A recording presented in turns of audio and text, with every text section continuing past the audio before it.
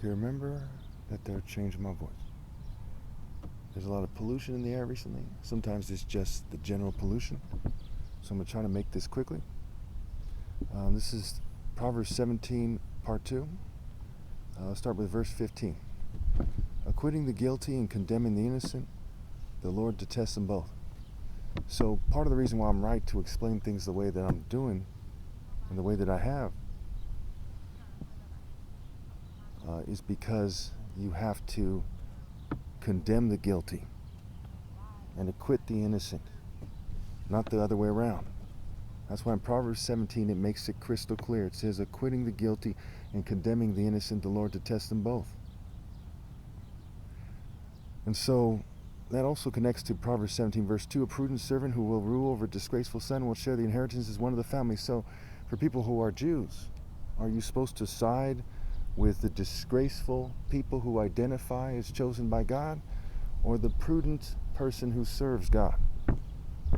So Proverbs 17:2 absolutely connects to Proverbs 17:50. Acquitting the guilty and condemning the innocent, the Lord detests them both. Well, why should fools have money in hand to buy wisdom when they are not able to understand it? This chapter very much connects to Proverbs 26. I urge you all to read Proverbs 26 and take notes and ask me questions in the comments, what have you.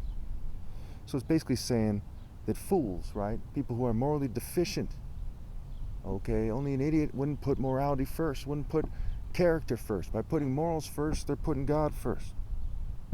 So why should someone who is morally deficient, try to learn to be moral when they're not trying to be moral first and foremost? That makes sense. So in other words, if somebody is too foolish to actually dedicate themselves to doing what's right, why would they try to read the Bible? First, they need to switch their state of mind. They need to change their state of mind to one that's able to learn. So for example, if you're drunk, should you read the Bible? Okay, probably not, right? Probably not going to help you very much. If you're in a fit of rage inspired by pure evil and it never calms you down to read the Bible, should you read? Probably not. So you should try to put yourself in a state of mind, a state of being, where you can actually benefit from wisdom. And so it is with people who are trying to lead people who are praying to God for wisdom. If they're not obeying God to me in the first place, why should they try to buy wisdom in that sense to the point where they're able to lead? Like Solomon praying for wisdom in the Old Testament, praying to God to make it so he's more discerning and wise to lead the Jewish people in the Old Testament. So it kind of make it harder for me to explain, but I think that I said it pretty well. Put in the comments if you have any questions. A friend loves at all times, and a brother is born for a time of adversity. So say, that I'm targeted, right?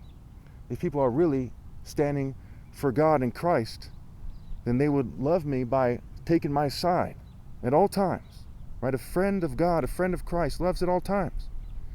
And a brother is born for a time of adversity. So they should live for the opportunity to rally to me and take my side. An attractive female should live for the opportunity to submit so I could choose one. A brother and a sister is born for a time of adversity. Those who are the children of God, they do what the children of God would do. One who has no sense shakes hands in pledge and puts up security for a neighbor. Right? The person has to prove themselves first. You don't just say, hey, that person's trying. You have to see the fruits of them being in the divine order, remaining in the vine and bearing fruit. Whoever loves a quarrel loves sin. Whoever builds a high gate invites destruction. Whoever loves in terms of they dedicate themselves to that idea. We see in the Old Testament it says, Jacob he loved, Esau he hated. How? By the way he treated Esau. Was God hating Esau and the people of Esau at that time, to keep it simple. So those who commit to quarreling with God and I love sin. Those who are scrambling to keep people from looking up to me or obeying God through me, they're building a high gate and they're inviting destruction, especially on them and their families. One whose heart is corrupt does not prosper. One whose tongue is perverse falls into trouble. One who hasn't purified their heart by obeying God through me and conveying righteousness to pure. It's like cleansing their heart with water, spiritually speaking, figuratively speaking. It's cleansing it with that water of God, the Spirit of God. By coming into the divine order and obeying God through me instead of cheating me out of my right to lead, winning or otherwise. So one who hasn't done that does not pro-spar. That's why they can't beat me. They couldn't beat me either way. What I'm saying is part of why they can't beat me, because I'm set apart by God to be the top martial artist ever possible either way, but part of why they can't spar very well, right? They can't pro-spar, mentally or otherwise, is their heart is corrupt and their actions are perverse and perverted in various ways, in various senses. To have a fool for a child brings grief. There is no joy for the parent of a godless fool. There is no true joy for the parent of someone who cheats me out of my right to lead. A cheerful heart is good medicine, but a crushed spirit dries up the bones. We've seen another part in Proverbs 15, 2 chapters before. It says heartache crushes the spirit.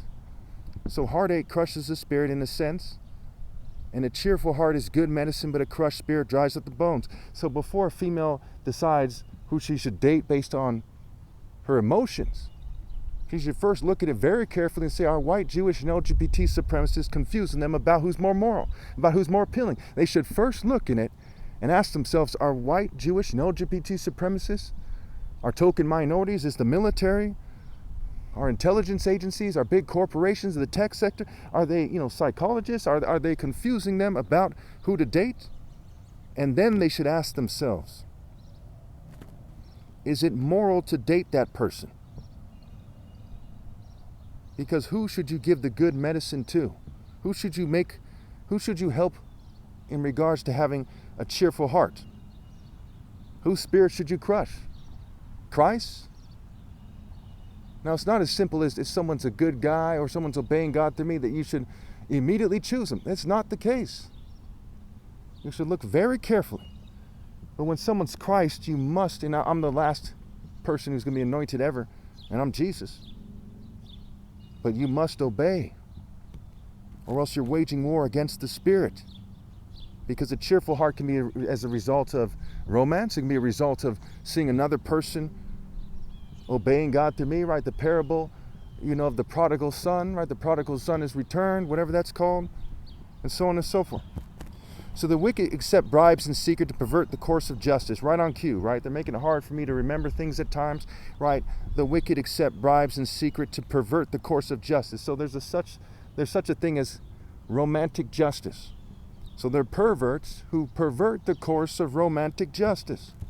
They're eugenicists. It's a huge part of the New World Order is controlling who dates who.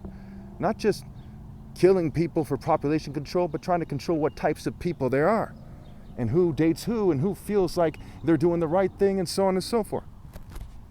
Who feels like they're in the right activity, the craft, what have you. A discerning person keeps wisdom in view, but a fool's eyes wander to the ends of the earth. So why did I make 19,000 plus videos in the last 17 years? And I've been talking about morality my whole life because a discerning person keeps wisdom in view, moral repetition. But someone who's morally deficient focuses on stupid things and ignores Jesus, what have you. A foolish son brings grief to his father and bitterness to the mother who bore him. If imposing a fine on the innocent is not good, surely to flog honest officials is not right. Surely to shun the Son of God is not right. It's like you're flogging me in a sense. But I have the armor of God on, and all hell is going to come back your way. The one who has knowledge uses words with restraint, and whoever has understanding is even-tempered. Now, again, is it that simple? These are Proverbs. In Proverbs chapter 26, it says, don't answer a fool according to his folly. In the very next verse, it says, answer a fool according to his folly. Because you're supposed to look into it. In Mark 7, Matthew 23, what have you? Was Jesus even-tempered? So what does it mean to be even-tempered? What it means is to be angry for the right reasons to the right degree. Even fools are thought wise if they keep silent, and discerning if they hold their tongues. Should nobody say anything ever? So we see in this chapter that fools lie, they choose the flesh and brute force, they insist on toxic folly, They don't understand the true message of God. They bring grief. They get distracted from wisdom and its ways and paths, and are thought to be wise if they keep silent. So be careful. A lot of these idiots, they hold their tongues. Don't mistake that for them being wise. Thank you.